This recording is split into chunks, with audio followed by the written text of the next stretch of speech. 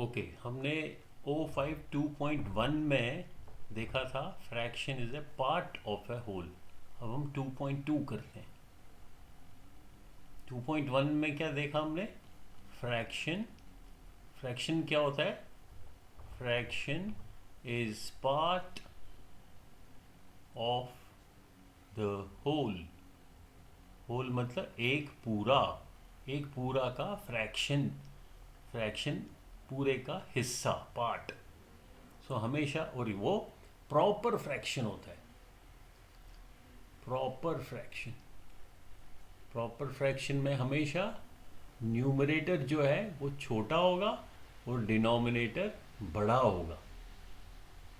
ये हमने 2.1 में देखा। अब हम 2.2 में देखते हैं कि अगर हम इन पार्ट्स के साथ कुछ काम करें, लेट्स सी, हम उनको कंपेयर कर सकते हैं, देख सकते हैं कौन सा पार्ट बड़ा है। इसके लिए ये वीडियो देखते हैं, मैथमेटिक्स का एक वीडियो देखते हैं रॉब सर का। चलो मैं इसको स्टार्ट करता हूँ। Here's an example. Which of these fractions is greater, 3/8 or 5/8? To answer that question, let's start by drawing two. अब ये क्या कह रहे हैं कि दो फ्रैक्शन है। एक फ्रैक्शन है 3/8। हमने पिछली वीडियो में देखा फ्रैक्शन हम कैसे लिखते हैं, दो नंबर्स के बीच में एक फ्रैक्शन लाइन या डिवाइडिंग लाइन लगाते हैं, और इसको न्यूमरेटर कहते हैं और इसको डिनोमिनेटर कहते हैं। और इसका मीनिंग क्या होता है? डिनोमिनेटर का मीनिंग होता है कि टोटल पार्ट्स कितने हैं। जो होल है, कोई भी होल मतलब एक रेक्टेंगल है, एक सर्कल है, एक सेब है, एक कुकी है, एक ब्रेड है, जो भी एक है, वन, उसके हमने टोटल पार्ट्स कितने किए वो इस फ्रैक्शन लाइन के नीचे लिखते हैं। जैसे 3/8 का क्या मीनिंग है कि हमने इस वन के 8 टुकड़े किए, और उनमें से हम 3 हिस्सों की बात कर रहे हैं। जो हमारे पास हिस्सा है वो 3 हिस्से हैं टोटल 8 हिस्से में से। तो इसको हम कैसे ड्रॉ करेंगे? अगर ये मान लो एक रेक्टेंगल है, ठीक है, इसके मैंने ये 4 हिस्से किए और 4 के और आधा आधा कर दिया, तो ये 8 हिस्से हो गए। सो अब फ्रैक्शन 3/8 है, तो निचला नंबर डिनोमिनेटर क्या बताता है? Total number of parts it has been divided into. So it has been divided into 8 parts. 1 2 3 4 5 6 7 8 8 equal parts. Equal भी important है, बराबर के हिस्से, 8 equal parts। और उन 8 equal parts में से हम कितने पार्ट्स की, जैसे मान लो मैं 3 पार्ट्स की बात कर रहा हूँ, इतना ये जो हिस्सा है 1 2 3, तीनों को मैं शेड कर रहा हूँ। तो अब जो ये रेड पोर्शन है, ये क्या फ्रैक्शन है ऑफ द होल? इस पूरे का क्या हिस्सा है? ये 3/8 है, क्योंकि नीचे 8 लिखा और न्यूमरेटर में मैंने जितने पार्ट्स की बात कर रहे हैं, जो रेड पोर्शन है वो 3 पार्ट्स की बात कर रहे हैं। तो ये क्या फ्रैक्शन बन गया? जो रेड पोर्शन है, this is 3/8 of the whole. ठीक है। अब रॉब सर कहते हैं अगर हमारे पास ऐसे ही दो फ्रैक्शन है, मान लो मेरे पास 3/8 एक टुकड़ा है और दूसरा 5/8 है। अब ये दो फ्रैक्शन भी एक नंबर ही है, ये एक नंबर मिल गया और ये एक नंबर मिल गया, तो इनमें से बड़ा कौन सा है? वैल्यू गाइस, वैल्यू किसकी ज़्यादा है वो देखते हैं। Two rectangles and divide them into 8 equal parts. Since the rectangles are divided into 8 parts, each of those parts is called an eighth. Now, let's shade 3 parts of the first rectangle, or 3/8, and 5 parts of the second rectangle, or 5/8. Our picture makes comparing these fractions easy. You can see that 5/8 is greater than 3/8. अब देखो, picture से जब हम देखेंगे बहुत आसानी से हमें पता चलता है कि जो फ्रैक्शन 5/8 है, ये वाला जो हमने ग्रीन पोर्शन, ग्रीन हिस्सा जो है, उसका नंबर, जब उसको हम नंबर में लिखेंगे वो क्या लिखेंगे? 5/8। और जो ब्लू हिस्सा है वो लिखेंगे 3/8। तो बड़ा कौन सा है? ये तो शक्ल से ही दिख रहा है, 5/8 बड़ा है।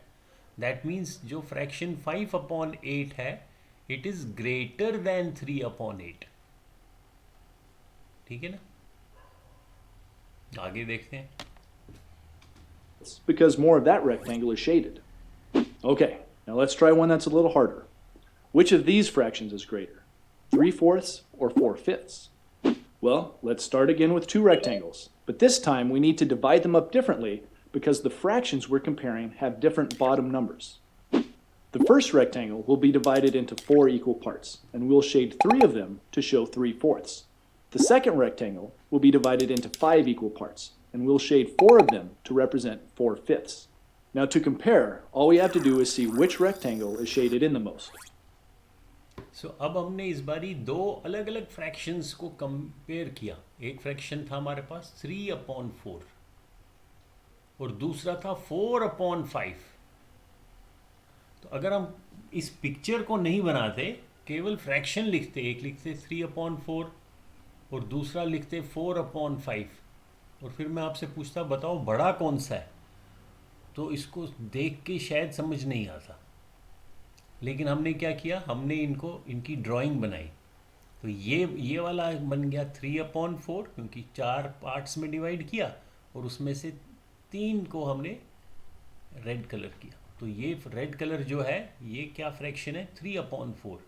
और जो पर्पल है, रेक्टेंगल सेम है, उसी साइज का रेक्टेंगल, इसके क्योंकि डिनोमिनेटर में 5 है, इसका अंदर total number of parts will be 5, और उन 5 में से 4 को हमने ब्लू कलर किया, पर्पल कलर। सो ये फ्रैक्शन क्या बन गया, 4/5। फिर जब हमने इनके एक दूसरे के ऊपर रखा तो ये हमें पता चला कि ओ 4/5 तो यहाँ तक है। ये देखो ये इतना बड़ा है, 3/4 इतना है और 4/5 इतना है। तो एकदम देखने से पता चल गया कि जो 4/5 है इट इज़ ग्रेटर देन 3/4। तो हम दो फ्रैक्शंस को आपस में कंपेयर कर रहे हैं, तुलना कर रहे हैं। कंपेयर क्या होता है, तुलना करना, एक नंबर को दूसरे नंबर से कंपेयर करना। तो ये भी फ्रैक्शन भी एक नंबर है, ये भी एक नंबर है, इनकी आपस में हमने कंपैरिजन किया। And that tells us that 4/5 is greater than 3/4. There, that wasn't so hard after all. All right, let's try one more example. Let's compare the fractions 1/2 and 2/4.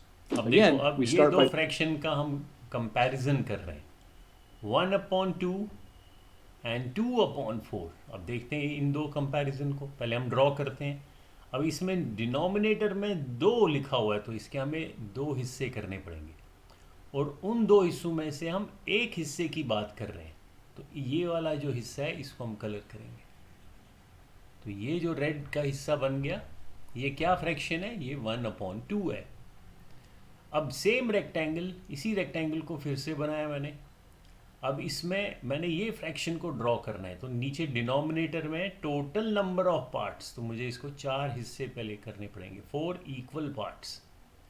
और उन 4 हिस्सों में से 2 पार्ट्स की बात कर रहे हैं हम, तो इस पार्ट को और इस पार्ट को, यानी कि इन दोनों को अगर मैं मिलाऊं तो ये 2/4 बन जाएगा।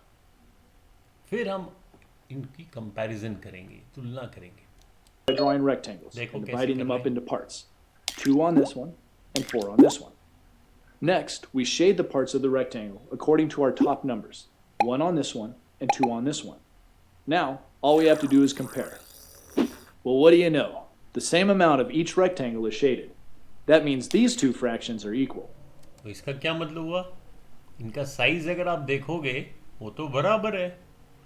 सो इसका मतलब है जो ये 1/2 है ये 2/4 के बराबर है, इक्वल। नंबर अलग अलग लिखा गया है, यहाँ 2/4 है, यहाँ 1/2 है, लेकिन उनका जो वैल्यू है, जो एक्चुअली साइज है, ये देखो ये भी इतना है और ये भी इतना है। Both the fractions are equal. It might seem strange that two fractions can have totally different numbers and still represent the same amount, but they can. Fractions like that are called equivalent fractions. तो ऐसे fraction जो आपस में equal होते हैं, जैसे अभी हमने कौन सा फ्रैक्शन देखा, 1/2, और दूसरा देखा 2/4, एंड दे आर इक्वल।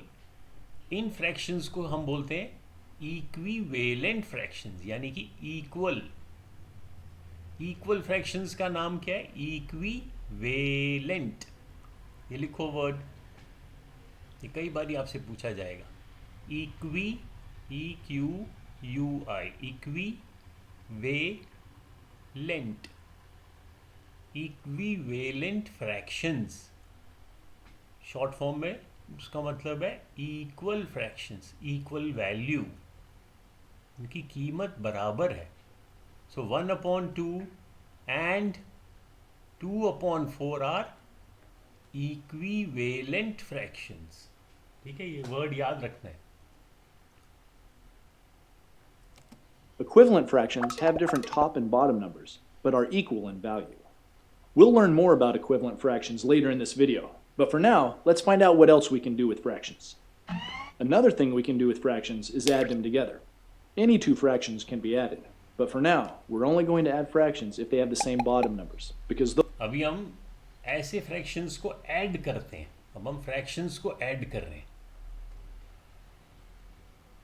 कौन से फ्रैक्शंस का? जिनका सेम बॉटम नंबर है, यानी कि डिनोमिनेटर उनका सेम है। तो इसको ध्यान से देखो वीडियो को। those fractions are much easier to add.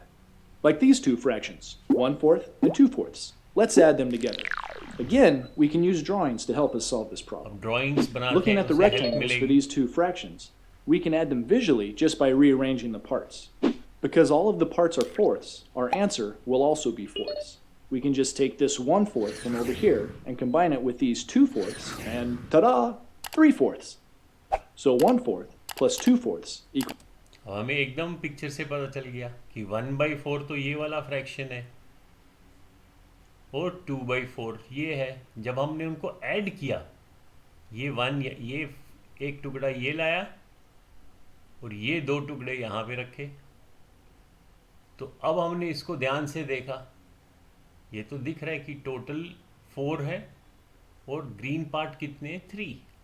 So 1 + 4, 1/4 plus 2/4, दो फ्रैक्शंस को हमने ऐड किया तो आंसर हमें एक और फ्रैक्शन मिला 3/4। ये कैसे फ्रैक्शंस हमने ऐड किए? जिनका डिनोमिनेटर सेम है, सेम डिनोमिनेटर। ऐसे फ्रैक्शंस को हम क्या बोलते हैं? इनको हम बोलते हैं लाइक फ्रैक्शंस। लिखो कॉपी में, like fractions. So like fractions क्या होंगे? जिनका डिनोमिनेटर सेम है। 3/4, 2/4, 1/4, ये सारे लाइक फ्रैक्शंस हैं और इनको ऐड करना बहुत इजी है। हमने देखा कि डिनोमिनेटर सेम रहता है और न्यूमरेटर आपस में ऐड हो जाते हैं। Equals 3/4. Let's try another one. Let's add 3/8 to 5/8. Now we can use any shape we want, so I'm going to use a circle this time.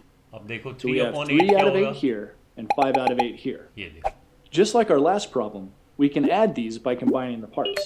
So let's put these 3 over here with these 5. And, well, what do you know? ये क्या That mill fills गया? up all 8 sections. So ये मिल 3/8 गया। plus 5/8 8/8 equals 8/8, or 1 whole circle. अब ध्यान से देखो, 8/8 अगर हम ब्लू पोर्शन देखें तो ये इस ब्लू पोर्शन को, ये कितना है हिस्सा? ये तो पूरा सर्कल बन गया, यानी कि ये पूरा 1 बन गया। दैट मीन्स अगर न्यूमरेटर और डिनोमिनेटर सेम हो, that will be always equal to 1। So 1 को हम कभी भी फ्रैक्शन के रूप में लिख सकते हैं। हम इसको लिख सकता हूँ, मैं इसको लिख सकता हूँ 5/5, 7/7, 8/8, कुछ भी लिख सकता हूँ, 16/16। जब न्यूमरेटर और डिनोमिनेटर सेम होगा, उसका वैल्यू हमेशा 1 होगा। तो ये भी याद रखना है।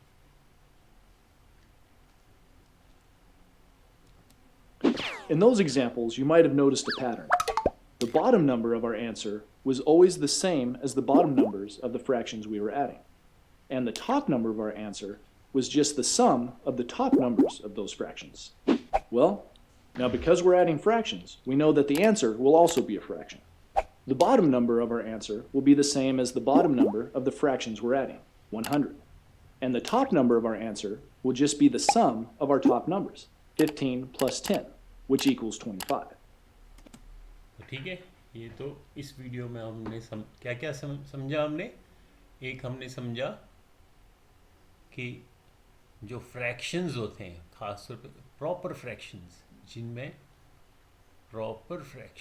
जिनमें न्यूमरेटर छोटा होता है और डिनोमिनेटर बड़ा होता है, उनको हम आराम से उनको ऐड कर सकते हैं हम। और ऐड करने के लिए अभी तो हमने ऐसे फ्रैक्शन देखे जिनका डिनोमिनेटर सेम है, तो हमने इनको क्या बोला, लाइक फ्रैक्शंस में डिनोमिनेटर इज सेम,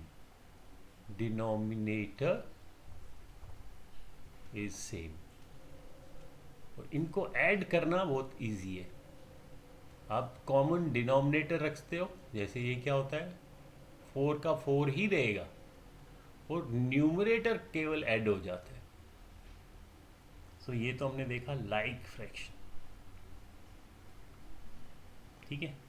और फिर हमने देखा ऐसे फ्रैक्शन जैसे 1/2 और 2/4, ये तो इनकी वैल्यू आपस में सेम है, तो इनका नाम क्या बोला हमने, इक्विवेलेंट फ्रैक्शंस। तो हमने क्या क्या सीखा, एक हमने सीखा प्रॉपर फ्रैक्शन जिसमें numerator is small, denominator is big, और उसकी वैल्यू हमेशा लेस देन 1 होगी। फिर हमने देखा जिनकी वैल्यू सेम होगी उनको हमने बोला इक्विवेलेंट। फिर हमने देखा जिनका न्यूमरेटर बेशक अलग अलग हो लेकिन डिनोमिनेटर सेम है, for example 2/4 and 3/4, in fractions को क्या हमने बोला, लाइक फ्रैक्शंस। और लाइक फ्रैक्शंस में हमने देखा ऐड करना बहुत इजी है, ऐड करना, एडिशन इज इजी। क्यों इजी है, जो डिनोमिनेटर है वो कॉमन रहता है, 2/4 प्लस 3/4, डिनोमिनेटर कॉमन और न्यूमरेटर को आपस में ऐड करना है, ठीक है। तो इस वीडियो को यहीं स्टॉप करते हैं।